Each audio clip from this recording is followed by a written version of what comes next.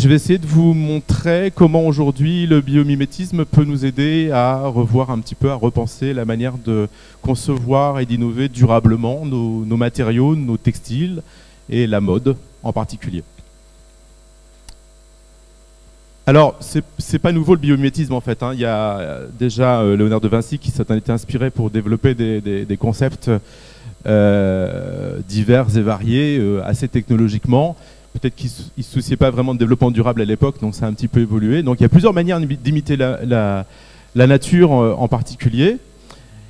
Et si on regarde un petit peu sur Internet les deux mots biomimétisme et mode, on tombe sur des choses assez surprenantes, assez amusantes, dans le sens où le terme imiter la nature peut prendre plein de facettes différentes. Évidemment, on peut s'en inspirer d'un point de vue des formes, des objets, des matériaux, des natures, etc.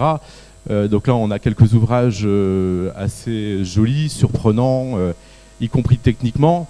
Donc c'est peut-être pas la manière dont je vais vous parler du biomimétisme ce matin, mais ça en fait partie. Je pense que l'inspiration, elle peut être multiple et variée.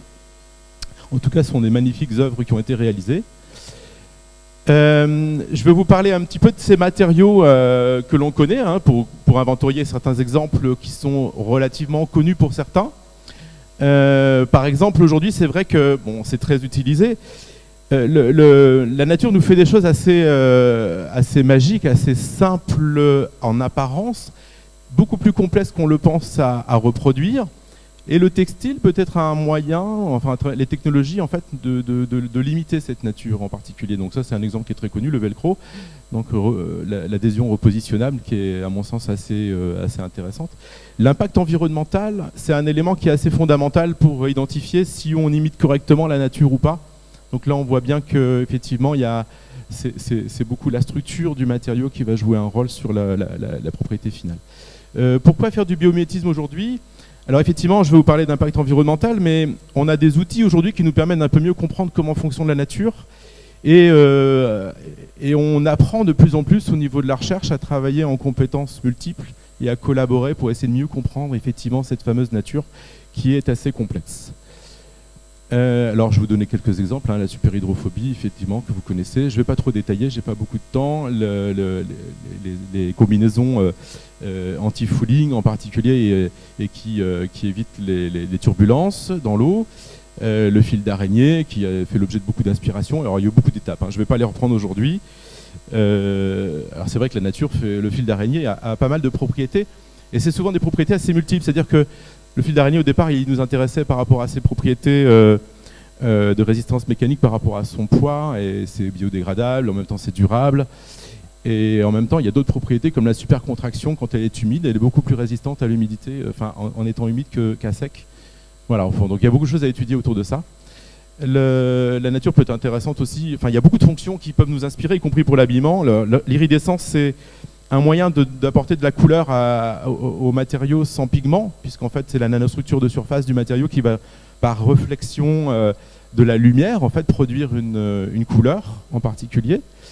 Il y a d'autres projets également qui existent, pas forcément liés à la mode, mais voilà, nos matériaux peuvent essayer de participer à la récupération d'humidité. L'humidité qui peut jouer un rôle dans le rafraîchissement, mais dans plein d'autres notions ou d'autres fonctions. Le gecko peut nous inspirer aussi, donc il y a des gants qui ont été développés. Bon, personnellement, je ne les ai pas testés, hein, j'avoue que faut vraiment avoir confiance, mais bon voilà, les applications existent. Et plus récemment, alors il y aura une présentation juste après moi par Sabrina sur la biofabrication, donc je ne vais pas développer, mais c'est vrai que la nature est aussi capable de produire des surfaces, des films avec les bactéries ou des choses comme ça, et c'est vrai que ça peut être intéressant de voir s'il n'y a pas des pistes à creuser par rapport à ça.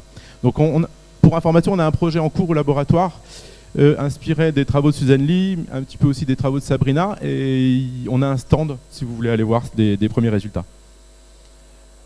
Alors, pour revenir sur le message de ce matin, je reprends un autre exemple qui est le panier de Neptune. Alors j'avoue que depuis que je fais du biomimétisme, je me réintéresse un peu plus à la nature, et c'est vrai qu'il faut une certaine dose de curiosité.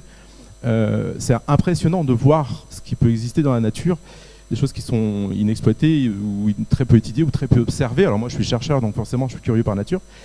Et donc la nature est capable de fabriquer à partir de silice, de minéraux, des fibres de verre, voilà, et de construire des structures extrêmement résistantes avec un minimum de matériaux. C'est un exemple dans la nature qui utilise un minimum de matériaux pour un maximum de propriétés mécaniques. Et l'architecture, enfin ce qui est assez magique, c'est que l'architecture même de ce panier de Neptune est assez incroyable. On ne sait pas comment la nature la produit. Je vous ai mis un textile en haut à droite pour vous dire qu'éventuellement on peut essayer de chercher à reproduire un certain nombre de choses. Et ce que je voulais simplement rajouter aussi par rapport à ça, c'est que ce qui est intéressant, c'est de voir quels sont les procédés que la nature met en place pour fabriquer ces matériaux. Le verre, quand nous on veut le fabriquer avec nos technologies pour les différentes applications que vous connaissez, on utilise des procédés qui ont besoin par exemple de monter à des températures de plus de 1000 degrés, alors que la nature elle fabrique ça en fait à température ambiante au fin fond des océans avec un maximum de particules en suspension dans l'eau, enfin, etc. Donc voilà, les procédés sont très éco-efficients dans la nature. Pour essayer de résumer, un certain nombre de choses autour du biomimétisme, c'est vrai que quand on fouille un peu, on a énormément de concepts qu'on peut utiliser ou qu'on utilise déjà, qui sont déjà existants dans la nature, qu'on commence à peine à copier ou qu'on peut essayer d'améliorer. En tout cas, ce que je veux vous dire, c'est que la nature fait des choses très high-tech, absolument pas low-tech, c'est du high-tech, avec très peu de ressources, et les ressources sont locales principalement, et on ne va pas chercher au bout de la planète ces matières premières. Toutes les structures, évidemment il y a un certain nombre d'années d'évolution par rapport à nous qui continuons d'évoluer, mais pas toujours dans le bon sens. Les structures sont optimisées. La nature fait aussi du design et du beau et de l'ergonomique, voilà, donc c'est aussi une source d'inspiration. Les process, comme je viens de le dire, sont éco-efficients, pas de déchets, peu de composants, donc facilement recyclables dans la nature. Et puis la majorité des matériaux, par contre, ça on balbutie encore, sont vivants, adaptatifs, évolutifs dans le temps. J'insiste sur le fait que quand on présente le biomimétisme, voilà, c'est une source de connaissances, d'accord ? Mais si possible, il ne faut pas utiliser la nature comme une source de matière première quand on fait du biomimétisme.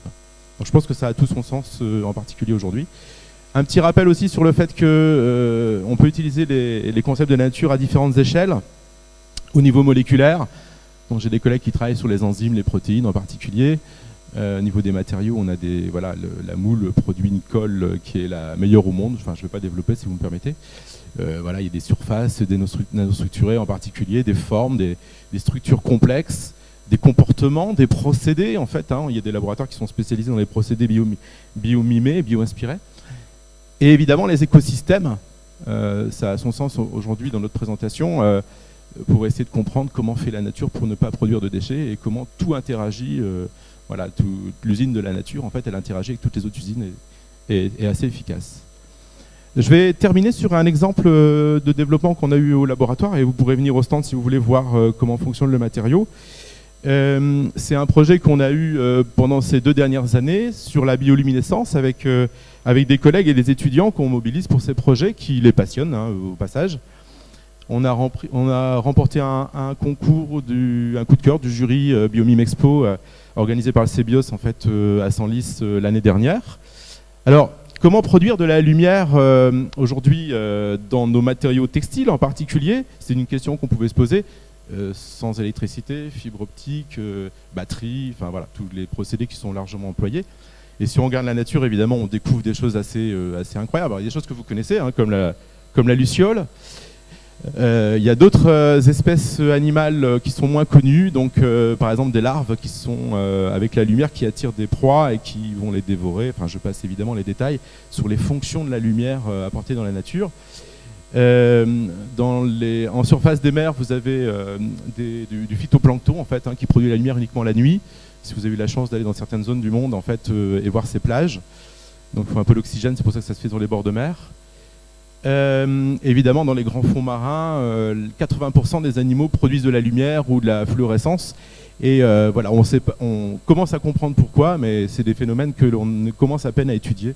En tout cas, c'est très impressionnant à observer. Au passage, oui, donc pour produire de la lumière, c'est une réaction chimique entre une enzyme et une protéine.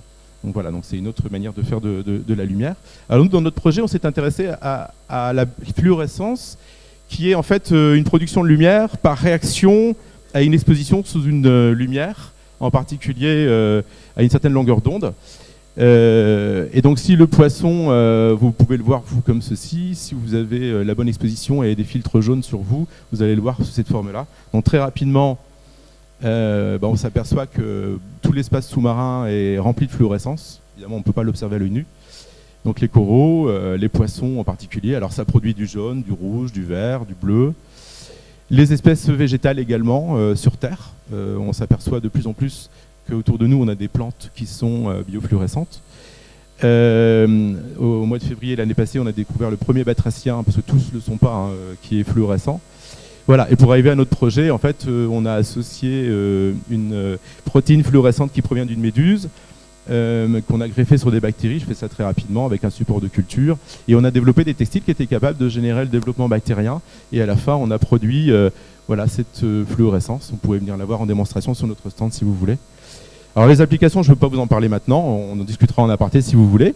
Et juste pour terminer ma présentation aujourd'hui, je voudrais juste souligner une intervention qui a eu lieu au mois d'octobre l'année passée ici à Roubaix, d'Hubert Reeves, en fait notre célèbre astrophysicien, qui gentiment nous disait que, parce qu'il défend la biodiversité aujourd'hui, il nous disait que la survie de l'espèce humaine passait par notre capacité à vivre en harmonie avec la nature.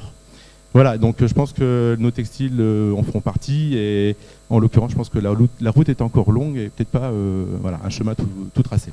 Je vous remercie de votre attention, puis à plaisir d'échanger avec vous.